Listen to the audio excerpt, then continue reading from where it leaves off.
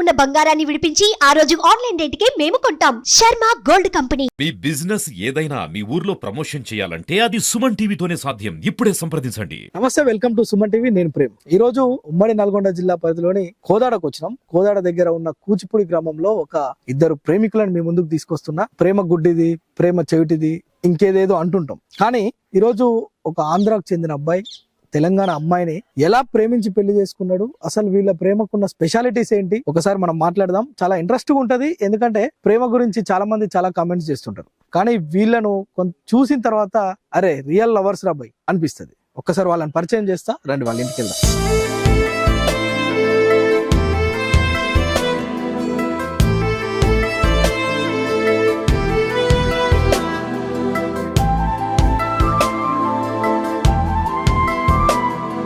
Okay, ఆదర్శ దంపతులు అని ఇంతసేపు చెప్పాను కదా, వీరిద్దరే ఆదర్శ దంపతులు, కన్నయ్య, నాగలక్ష్మి.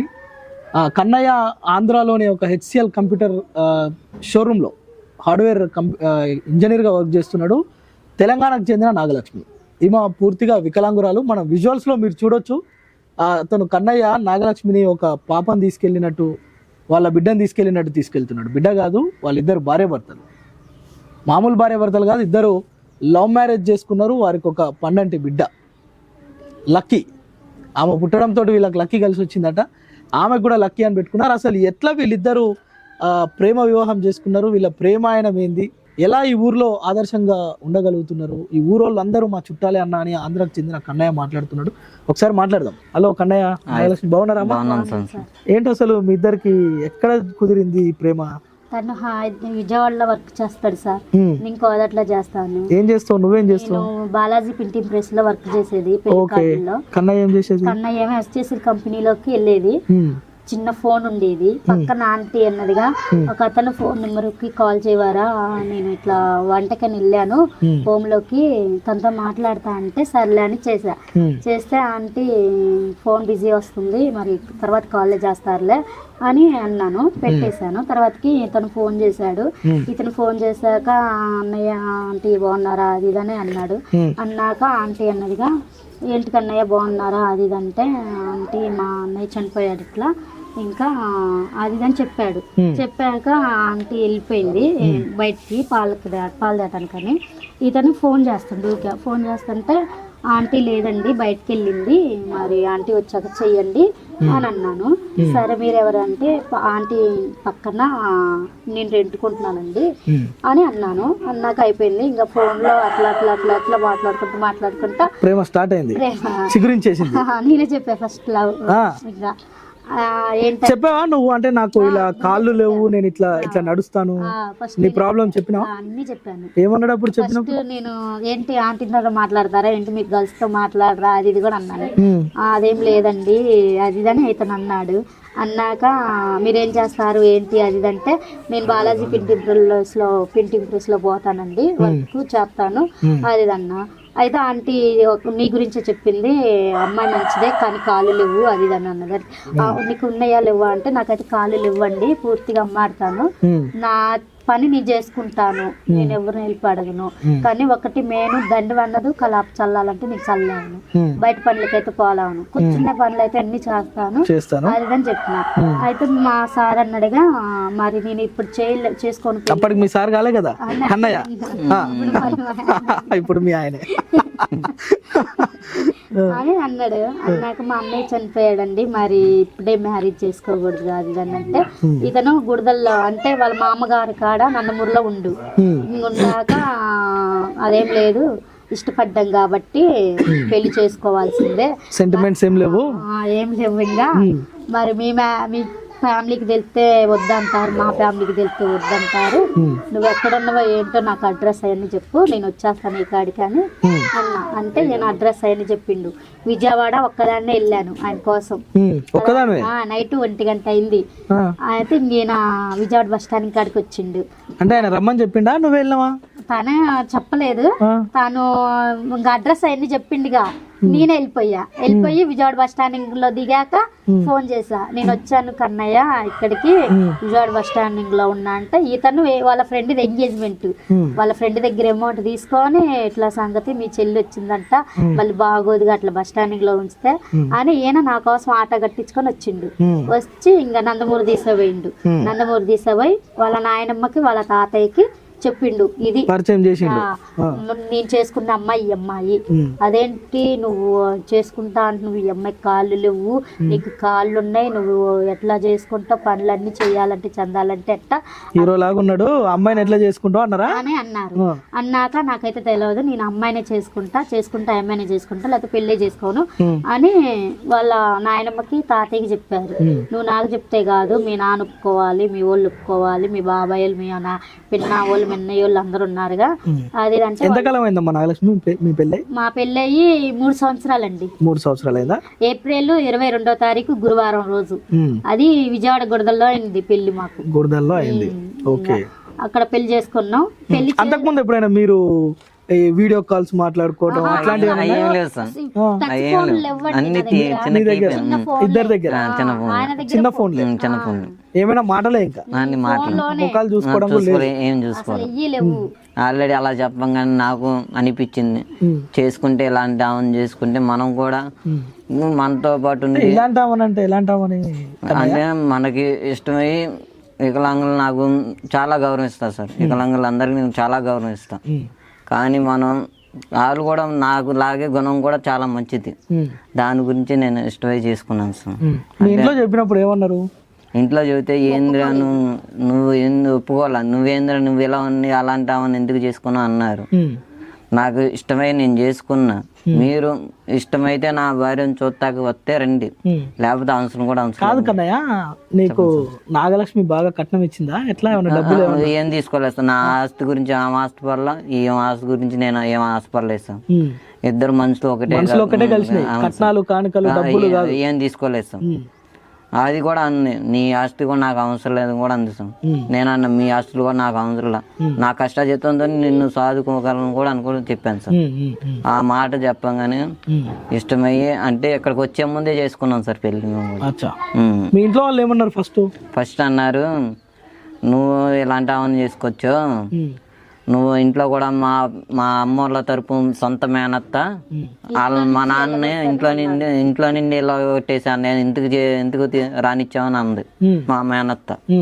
నాకు అప్పుడు బాధ మామూలుగా రాలేదు. కానీ బాధ రాగానే మీరు ఇష్టమైతే రండి, మా నాన్నకి నాకు గొడవలు పెట్టద్దు, వాళ్ళు బాగానే ఉంటున్నారు, మీ వల్ల మమ్మల్ని పంపించేస్తే మాకు ఇబ్బంది, నా కష్టజీతంతో నేను పోషించుకోగలను కూడా అని చెప్పేసాను. చెప్పగానే వాళ్ళు కూడా అన్నారు సరే మాట్లాడలా. ఇంకా నాకు సొంత మేనమామే పాపం వచ్చిండు 4 సార్లు 5 సార్లు మా ఆవిడ చేసుకున్న నాగలక్ష్మి వచ్చిండు చూసిండు అన్నీ ఆయన కూడా అన్నాడు, పిల్లల పుట్టకపోతే ఏం చేస్తావని అన్నారు. నువ్వు ఆ మాటలు అంటే నువ్వు రావద్దు మావయ్య, నువ్వు రాపోయినా పర్వాలా అనగానే ఇంకా ఆయన కూడా తెలుసుకున్నాడు. పిల్ల పుట్టంగానే ఇంకో వస్తున్నారు సార్, అందరు వస్తున్నారు. ఇప్పుడు మీకు బేబీ లక్కీ బేబీ సార్, అందరూ కలిసారు. ఇప్పుడు మా వాళ్ళందరూ లక్కీ తోటి అందరు కలిసి వచ్చి ముందు మా మామయ్య. ఇప్పుడు ఇక్కడ ఏం చేస్తావు నువ్వు? కాకతీయ ఫ్యాక్టరీలో. కాదు, నాకు అర్థం కాలేదు. ఆంధ్రాలో హెచ్సిఎల్ కంపెనీ అంటే తోప్ కంపెనీ. అవును సార్. అందులో నువ్వు హార్డ్వేర్ ఇంజనీరింగ్ గా వర్క్ చేస్తూ ఈ అమ్మాయిని చూసిన తర్వాత కూడా చేసుకోవాలనుకున్నా? అవును సార్, నా కోసం అంత దూరం నుండి వచ్చింది సార్. ఇప్పుడు నేను చేసుకోను అంటే ఏదో కింద పడిద్ది కదా సార్, అది బస్సు కింద ఏదో నన్ను కూడా అంది అంది. నేను అనుకున్నా అన్నయ్య నా కోసం నమ్ముకొని వచ్చిన నేను ఏది మోసం చేయకూడదు అనుకున్నాను సార్, అందుకే ఇష్టమే చేసుకున్నాను సార్. మంచి సంకల్పం అనేది, ఎవరిని మోసం చేయొద్దు అనుకున్నావు చూసావా, నీకు అంతా మంచిగా జరుగుద్ది. పండంటే బిడ్డ పుట్టింది కదా, నీ లక్కీని చూస్తే నాకే ఆనందం అనిపించింది. యాక్చువల్గా ఈ జంట గురించి ఊర్లో ఉన్న మా మిత్రులు కొంతమంది చెప్పారు. అయితే అసలు చాలా చాలా స్టోరీస్ చేస్తుంటాం కానీ అబ్బాయిని చూస్తే అట్లా అనిపించలే. చూద్దాం ఒకసారి అని వీళ్ళ ఊరికి రావడం జరిగింది. నిజంగా అంటే కన్నయ్య తర్వాత వాళ్ళ ఇంట్లో వాళ్ళు కొంత అపోజ్ చేసినప్పుడు అక్కడ నుంచి తెలంగాణకే వచ్చి నాగలక్ష్మి ఇంట్లోనే ఉంటున్నాడు. సో ఇక్కడే ఒక కాకతీయ కంపెనీలో వర్క్ చేసుకుంటూ ఇద్దరు సంతోషంగా ఉంటున్నారు. వీళ్ళకి పిల్లలు పుట్టారని కూడా చాలా మంది నిందించిన వాళ్ళు ఉన్నారు. అనేక నిందల్ని వీళ్ళు పక్కకు పెట్టేసి కేవలం నన్ను నమ్మింది నాగలక్ష్మి, నన్ను ప్రేమించిండు కన్నయ్య అని చెప్పి ఇద్దరు ఇక్కడ ఉంటున్నారు. ఈ ఊర్లో మొత్తం వీళ్ళు ఆదర్శప్రాయం. ఈ ఊర్లోనే కాదు, ఈ స్టోరీ తెలవగానే నేను ఎట్లనైనా వీళ్ళ స్టోరీ 10 మందికి చూపించాలి. ఏదేదో లవ్ స్టోరీస్ చూపిస్తుంటాం, వీళ్ళది యాక్చువల్గా ఆదర్శప్రాయమైన లవ్ స్టోరీ అంటే ఇది అనిపించింది. నిజంగా వాళ్ళతోటి మాట్లాడిపించాలి. వాళ్ళతో మాట్లాడిన తర్వాత కొంతమందికి కొన్ని అభిప్రాయాలు, అంటే అందంగా ఉన్నోడు లేదంటే డబ్బున్నోడు పేదమ్మాయిని చేసుకోవద్దు, పెద్ద కంపెనీలో పనిచేసేవాడు ఒక వికలాంగురాల్ని పెళ్లి చేసుకోవద్దు అని కొంతమందికి చాలా అపోహలు ఉంటాయి. అదే విజయం కన్నయ్య జీవితంలో కూడా జరిగింది. వాళ్ళ ఇంట్లో సినిమాలో గెంటేసినట్టు గెంటేసిరు, అతన్ని ఇంటికి రావద్దని చెప్పారు. సో మీ అందరితో నాకు పని లేదు, నేను నా భార్య హ్యాపీగా ఉంటే చాలా అనుకుంటూ కన్నయ్య ఇప్పుడు ఇద్దరు నాగలక్ష్మి ఇద్దరు కలిసి ఉంటున్నారు. ఇప్పుడు ఎట్లుందమ్మా పెళ్లి చేసుకున్నాక? హ్యాపీగా ఉందండి. ఎప్పుడైనా గొడవ పడతారా? అంటే మీ ఆయన ఎప్పుడైనా తిడతాడా? చిన్న చిన్న గొడవలు వస్తుంటే పోతుంటే మేము పెద్ద పట్టించుకోము. కామన్ గొడవలు కామన్ కదా, కానీ ఎప్పుడన్నా అంటాడా నిన్ను ఇట్లా ఉన్నదాన్ని చేసుకున్నాను అనడా? అస్సలు అంటాడు. అంటే నువ్వు ఊకోవేమో కదా. ఊగాని కాదండి, ఆయన నోటికి అసలు రాదా? ఎందుకంటే నన్ను వాళ్ళ తల్లిని ఎలా ప్రేమించిండో నన్ను అలా ప్రేమించిండు. గ్రేట్. ఎందుకంటే ఆ మాటలు అసలు మా ఆయన నోటి నుంచి రాదు. ఎవరన్నా ఊరుకోడు, వాళ్ళ మీదకే పోతాడు. అవునా? ఫైటింగ్ వెళ్ళిపోతాడా? మా ఆమె అంటానికి లేదు, హక్కు లేదు, నేనే అన్నా మా ఆమెని అది అంటానికి అని వాళ్ళ మీద. నువ్వు ఎట్లా చూసుకుంటావు మరి? నేను ఎట్లాగ వచ్చిండుగా నేను చెప్పినట్టు వినాలంట. అతను నన్ను అమ్మ వాళ్ళ ఇంటికాడ 2 రోజులు ఉండొస్తా అంటేనే అన్నం తిన్నవా తినలేదా అని 100 సార్లు ఫోన్ చేస్తానో చెందుతాను. ఏడున్నావు, ఏం చేస్తున్నావు, తిన్నవా లేదా, అది ఎప్పుడొచ్చి తీసుకొని పోతావు, నేను ఉండలేను అది ఇది అని నేను అడుగుతా ఉంటాయి అతన్ని. నువ్వు ఉండు, మొన్ననేగా పోయింది అది ఇది అని చెప్తాడు. ఊగా ఈయన గురించి టెన్షన్, ఎందుకంటే ఈయన వాళ్ళ వాళ్ళందరిని వదిలిపెట్టి వచ్చి నా కాడు ఉంటాడు. అది నేను ఈయన కాదనుకోని నేను మా వాళ్ళ కాడు ఉంటే తప్పు.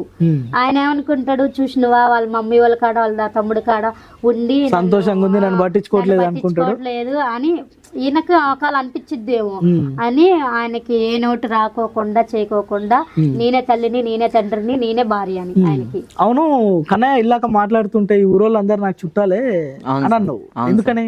అందరూ నన్ను అభిమానం ఇస్తారు సార్. అంటే నేను ఎటు వెళ్ళినా కూడా మనం ఏది అడిగినా మనకి ఎంపని మనకు సాయం చేస్తారు సార్. మనం రిటర్న్ సాయం చేస్తాం కాబట్టి నన్ను ఊరోళ్ళ బాయమ్మోళ్ళు అంటే అందరూ మంచి పేరు అంటారు సార్. అట్లా ఇప్పుడు ఓకేనా? మంచిగా హ్యాపీగా ఉన్నట్టేనా ఇద్దరు? పర్లేదు. ఏం చెప్తారు మీలాంటి లవర్స్ కి మీ ఇద్దరు? మేమేం చెప్తామంటే మేము హ్యాపీగా ఉన్నాం, ఏ గొడవలు లేవు, ఏ టెన్షన్ లేవు. మాకు ఒక బేబీ, ఆ బేబీని చూసుకుంటా మేము మంచిగా ఉంటున్నాం, సంతోషంగా ఉంటున్నాం. అటు మా వాళ్ళ ఫ్యామిలీ ఇటు మా ఫ్యామిలీ కలిసిపోయారు, మమ్మల్ని మంచిగా చూసుకుంటున్నారు. మేము ఇంకా హ్యాపీగా ఉంటున్నాం, మాకు ఏ బాధ ఏది లేవు. ఇంకా అది కానీ మాకు మాత్రం ఉండటానికి ఇల్లు లేదండి, పెట్టుకుంటాం మేము అక్కడే కాకతీయ ఫ్యాక్టరీలోనే సార్లు ఒక రూమ్ లాంటిది ఇచ్చారు, ఇంకా అక్కడే ఉంటున్నాం. మాకు ఆస్తులు బోస్తీలు అయితే ఏమి లేవు.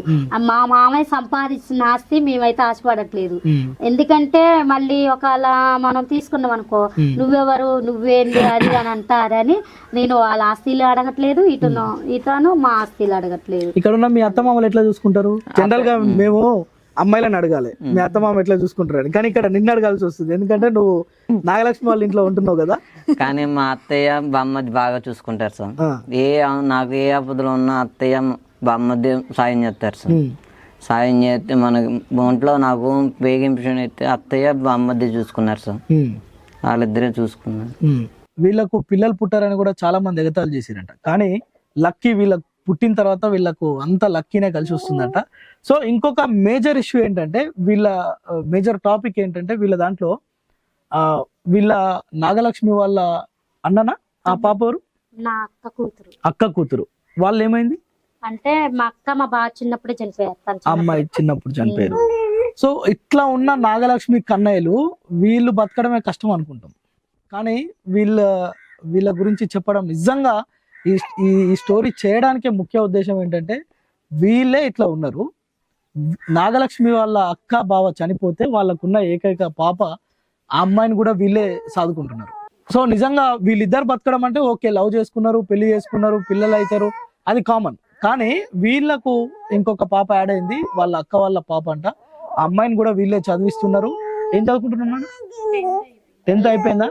10th అయిపోయిందంట, ఆ అమ్మాయిని కూడా వీళ్ళే చూసుకుంటున్నారు. సో నాగలక్ష్మి ఏంటమ్మా, ఇంకా ఏమైనా గోల్స్ ఉన్నాయా మీకు? అవునండి, నేను బిగ్ బాస్ లో పోవాలని నాకు ఒక కోరిక. నాగార్జున కలిసి ఆ ప్రోగ్రామ్ లో అన్ని ఆడి గెలిచి రావాలని అదొక కోరిక అండి నాకు. ఇంకా అందులో టాస్కులు చేయాలి, కొట్లాడాలి. అవునండి. మీ పాపను వదిలిపెట్టి పోతావా మరి ఒకవేళ అవకాశం వస్తే? ఎలా వెళ్తానండి. సార్ నాగార్జున గారికి చెప్పు, పంపిస్తాం. నాగార్జున గారండి నమస్తే అండి, నేను బిగ్ బాస్ లోకి రావాలని కోరుకుంటున్నాను.